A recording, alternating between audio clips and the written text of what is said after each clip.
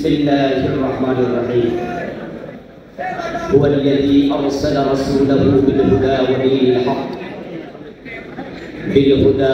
الحق ليظهره على الدين كله ولو كره المشركون قال النبي صلى الله عليه وسلم الله شكريا সত্য কথা বলার কোন পরিবেশে ছিল না তাই দেশের সকল মানুষের কণ্ঠ সুরোধ করেনি 3.5 লাখ মসজিদের খতিবদের মিম্বারের কণ্ঠ পর্যন্ত রুদ্ধ করে দিয়েছে শুধু সত্যি কথা বলার কারণে ইমামতি চলে গিয়েছে খতিব চলে গিয়েছে খতিব জেল খেটেছে এমন পরিসংখ্যান আমাদের জানা নেই অসংখ্য খতিব চাকরি হারিয়েছে আমি নিজেও ছিলাম তাদের একজন অপরাধ শুধু একটা নিঃসংকোচে নিরাহিতভাবে সত্যের কথা বলা যে আল্লাহ আমাদেরকে দীর্ঘদিন পরে এই উন্মুক্ত পরিবেশ দিলেন আমরা শুরুতে তাকে কৃতজ্ঞতা জানাই শুকরিয়া জানাই কালিমাতুল শুকর করছি আলহামদুলিল্লাহ দুরূদ সালাম বিশ্বনবী সাইয়্যিদুল মুরসালিন ইমামুনা কুদওয়াতুনা হাবিবুনা উসওয়াতুনা সানাদুনা তাবিবু কুলুবিনা মুহাম্মাদুর রাসূলুল্লাহ সাল্লাল্লাহু আলাইহি ওয়াসাল্লাম সাহাবায়ে কেরাম মুসালে আলা নবী সাল্লাল্লাহু আলাইহি ওয়াসাল্লামের জীবন চরিত্রের উপরে সকল বক্তাই কথা বলেছেন ইনশাআল্লাহ আমরা মূল বক্তব্য শুনবো আমাদের প্রধান অতিথি মুহতারাম ডক্টর আব্দুল্লাহ মোহাম্মদ তাহের ভাইয়ের বক্তব্য উনি মূল কথা বলবেন রাসূলুল্লাহ সাল্লাল্লাহু আলাইহি ওয়াসাল্লাম যেহেতু আমাদের একমাত্র আদর্শ সেহেতু তাকে নিয়ে আমরা দিবানিশি হরহামেশাই কথা বলতেই কারণ তিনি ব্যতীত আমাদের আর কোনো দ্বিতীয় আদর্শ নেই ওনাকেই আমরা আমাদের জীবনের একমাত্র উসওয়া কুদওয়া ইমাম নমুজাজ আইনাল নেতা এবং আদর্শ মনে করি ওনাকে সামনে রেখে আমরা পথ চলি ওনার মতো বলার চেষ্টা করি ওনার মতো করার চেষ্টা করি বলেই আমাদের উপর জন্মের সে বলার চালানো হয় আমরা যদি রাসূলুল্লাহ সাল্লাল্লাহু আলাইহি ওয়াসাল্লামের জীবনের আংশিক অনুসরণ করতাম তাহলে আমাদেরকেও তাদের মতো ফুলের মালাই দেওয়া হতো টুপি এবং দাড়ি সুন্নাহ পালন করলে সালাম পাওয়া যায় কিন্তু জিহাদের সুন্নাহর কথা বললে জঙ্গির মামলা নিয়ে জেলখানায় যাওয়া লাগে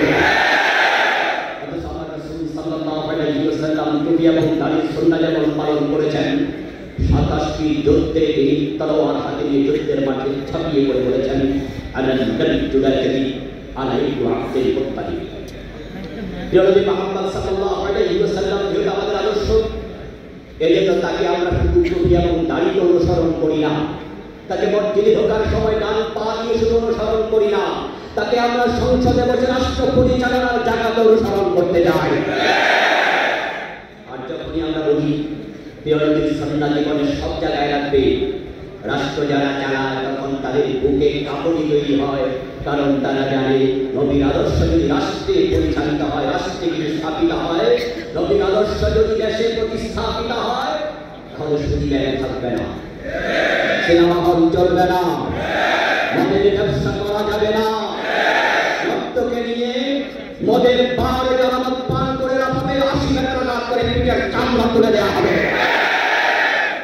টাকা চুরি করে বিদেশে যারা বাড়ি মারাবে তাদের হাত কেটে নেওয়া হবে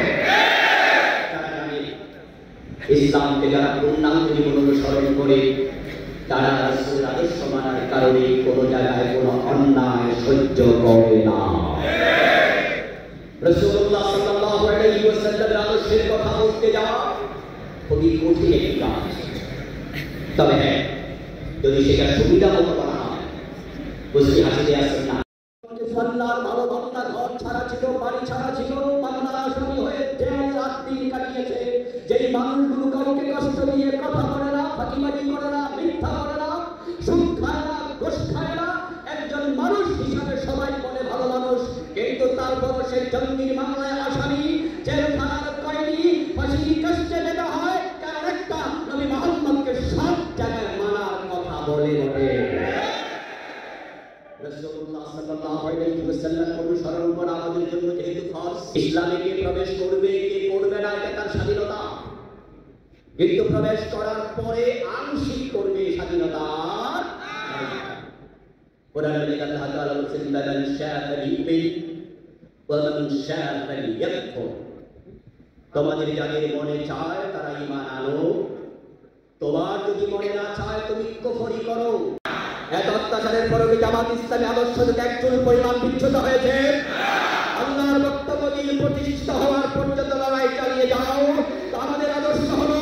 আমাদের 100 জন নেতাকে ফাঁসি নয়, 1000 জনকে নয়, 1 লক্ষ নেতা কর্মী নয়, সবাইকে যদি ফাঁসি দেওয়া হয়, একজন থাকলে একজন মাথা উঁচু করে দাঁড়িয়ে থাকে।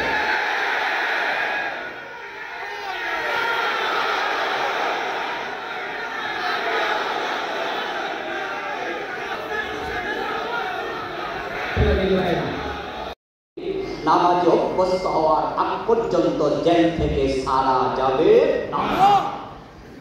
ইসলাম গ্রহণ করার পরে আপনি সুবিধাবাদী হওয়ার সুযোগ নেই। ইসলামে আপনাকে পরিপূর্ণ ঢোকার জন্য আল্লাহ অর্ডার করেছেন। আপনাদের কাছে আমার প্রশ্ন, প্রিয় ভাইয়েরা, রাসূলুল্লাহ সাল্লাল্লাহু আলাইহি ওয়াসাল্লাম মদিনায় যখন ইসলামী রাষ্ট্র প্রতিষ্ঠিত করেছেন, উনার প্রতিষ্ঠিত ইসলামী রাষ্ট্রে ইসলামের জন্য আমাদের যথাযথ ভূমিকা পালন করা। আলেমদের ঐক্যবদ্ধ হওয়া লাগবে। আমি আমার কথা সেই দিকে চলে আসলাম। তাহিরের কাছে মাপ চাচ্ছি, উনার সামনে একটা কথা বলি। আমার প্রিয় ভাইরা, আমার নেতারা বলছে বলিয়ে, এই জন্য একটু বললাম আর কি সাহস করে। আলেমদের একতলাপ ভুলে যেতে হবে। কেয়ামি একতলাপ করা যাবে না। জোরে আমিন, আস্তে আমিন নিয়ে আর একতলাপ করা যাবে না। উঁচু টুপি লম্বা টুপি দিয়ে একতলাপ করা যাবে না। আমিন জোরে বলো, আস্তে বলো, হাদিসে আছে বলে যাও। হাত নাভির উপরে বাঁধো, নাভির নিচে বাঁধো, হাদিসে আছে বলে যাও। সবার দলিল যেহেতু কোরআন এবং সুন্নাহ, সুতরাং ইসলাম কায়েমের ব্যাপারে সব আলেম ঐক্যবদ্ধ হওয়া লাগবেই, হওয়া লাগবে, হওয়া লাগবে। পালিয়ে যাবে।